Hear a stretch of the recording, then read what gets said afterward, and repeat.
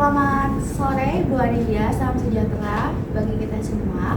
Perkenalkan, nama saya Adesa Pidamerana dengan NIM 251334030. Nah, berdirinya saya di sini untuk mempresentasikan tantangan dan harapan masyarakat inklusif yang terfokus pada disabilitas.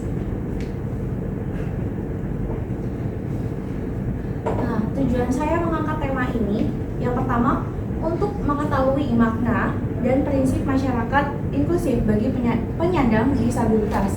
Lalu yang kedua, untuk mengidentifikasi berbagai tantangan dalam mewujudkan masyarakat inklusif.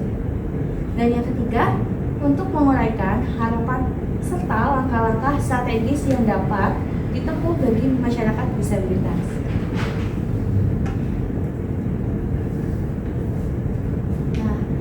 Ada arti disabilitas dan masyarakat inklusif. Arti disabilitas sendiri itu merupakan kondisi yang membatasi seseorang dalam melakukan aktivitas tertentu karena adanya gangguan pada fungsi tubuh, baik secara fisik, mental, intelektual, dan sensorik.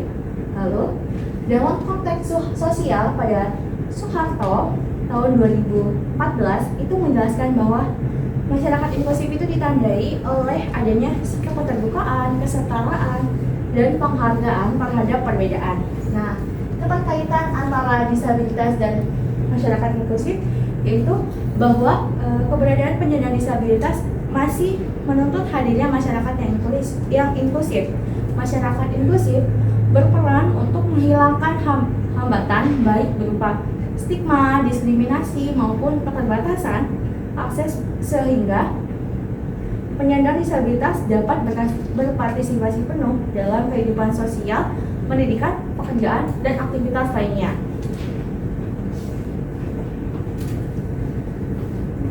Selanjutnya ada ragam disabilitas. Menurut UU nomor 8 pada tahun 2016, yang pertama ada disabilitas fisik. Disabilitas fisik ini merupakan gangguan pada fungsi tubuh seperti tubuh, amputasi, dan kelainan pada tulang. Lalu yang kedua ada disabilitas intelektual. Disabilitas intelektual merupakan keterbatasan pada fungsi intelektual dan perilaku adaptif. Yang ketiga ada disabilitas mental. Disabilitas mental itu merupakan gangguan pada kondisi kejiwaan yang mempengaruhi kemampuan berinteraksi sosial. Dan yang keempat ada disabilitas sensorik. Disabilitas sensorik itu merupakan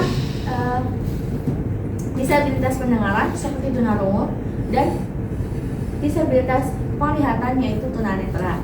Pada ragam-ragam disabilitas ini juga dapat dialami secara ganda, yang berarti bahwa seseorang memiliki dua atau lebih jenis disabilitas sekaligus. Yang contohnya seperti cacat ganda yang merupakan gabungan dan beberapa jenis. Selanjutnya ada tantangan dalam mewujudkan masyarakat inklusif. Mewujudkan masyarakat inklusif bagi penyandang disabilitas itu masih menghadapi berbagai tantangan. Di antaranya yang pertama ada stigma dan diskriminasi sosial. Nah, pada masyarakat itu masih banyak dari berbagai masyarakat yang masih memiliki pandangan negatif terhadap penyandang disabilitas yang menganggap bahwa mereka atau penyandang disabilitas itu merupakan suatu beban. Nah, hal ini menyebabkan bahwa marginalisasi dan rendahnya kesempatan sosial. Lalu yang kedua ada akses fisik dan digital yang terbatas. Nah, pada fasilitas umum seperti transportasi, gedung, pemerintahan, sekolah, dan tempat kerja itu masih seringkali belum ramah disabilitas. Selain itu, akses teknologi digital juga belum sepenuhnya inklusif bagi para penyandang disabilitas, terutama pada disabilitas tunarungu dan tunanetra. Lalu yang ketiga ada pendidikan dan pekerjaan. Pendidikan dan pekerjaan ini, sistem pendidikan inklusif itu belum sepenuhnya berjalan. Menurut data Kementerian Pendidikan dan Kebudayaan pada tahun 2020, sebagian besar anak dengan disabilitas masih belum mengenyam pendidikan formal seperti masyarakat pada umumnya. Lalu yang keempat, ada kurangnya implementasi kebijakan. Nah, meskipun adanya regulasi seperti Undang-Undang Nomor 8 pada tahun 2016, tetapi di pekerjaan lapangan itu masih sangat minim, dan juga koordinasi antar lembaga dan pengawasan pelaksanaan hak disabilitas masih menjadi hambatan utama. Lalu yang terakhir ada kurangnya kesadaran masyarakat umum. Nah, kurangnya kesadaran masyarakat umum ini itu dikarenakan kurangnya kampanye publik dan edukasi yang menyebabkan pemahaman masyarakat umum tentang hak-hak penyandang disabilitas masih sangat rendah.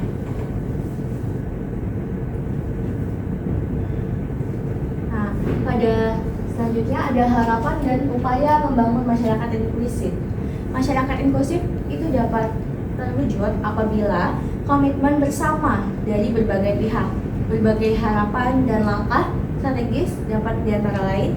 Yang pertama, ada penguatan kebijakan publik dan implementasinya.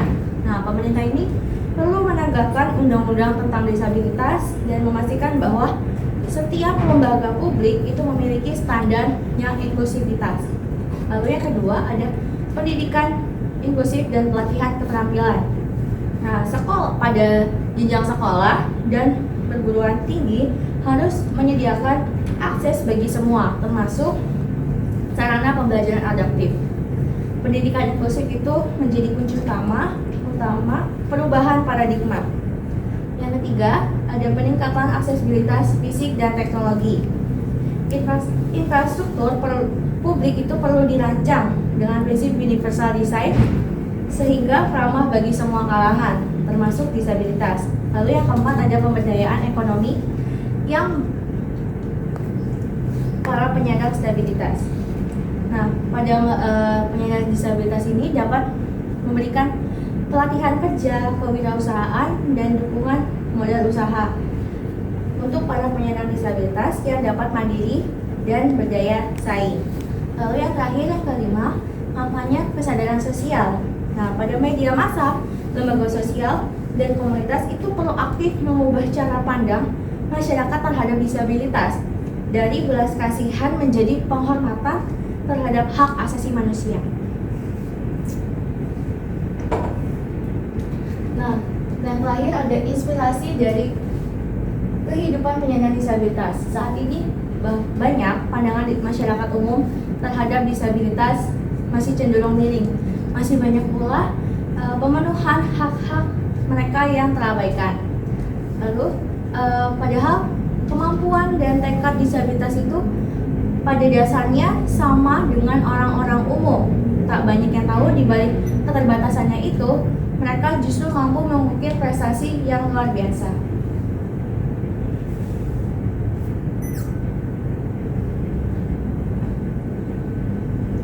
Nah, saya akan mengambil salah satu kisah inspiratif, yaitu dari Putri Aryani. Yaitu beliau lahir di Bangkinang, yaitu Kampar Riau. Sejak usia 2 tahun, beliau itu sudah menemukan bakat menyanyinya. Nah, orang tuanya itu turut mendukung meskipun dia memiliki keterbatasan dalam penglihatan.